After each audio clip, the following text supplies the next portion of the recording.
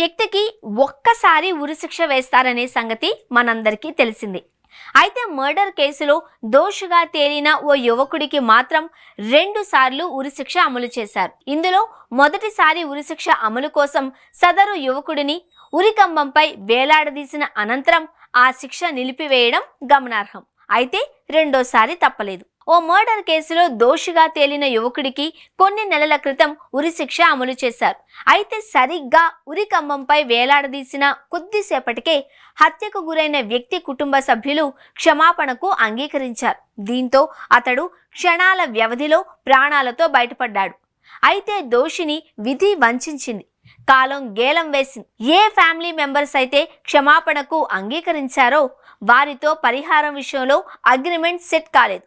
దీంతో అతడికి మరోసారి ఉరిశిక్ష అమలు చేశారు. అయితే ఈసారి మాత్రం ఏ విషయమూ అతడిని కాపాడలేకపోయింది.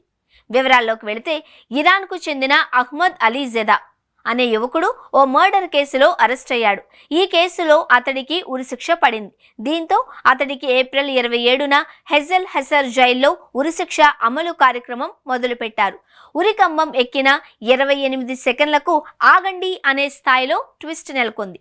ఇందులో భాగంగా బాధిత తరపు కుటుంబీకులు క్షమాభిక్ష అంటూ గట్టిగా అరిచారు. దీంతో శిక్షను సడన్ గా నిలిపివేసి అతడిని ఉరికంబం నుంచి కిందకు దించారు. అప్పటికే నిర్జీవంగా కనిపించినప్పటికీ ఫైనల్ గా బ్రతికి బయటపడ్డాడు. అయితే బాధిత కుటుంబంతో ఒప్పందం మాత్రం కుదరలేదు.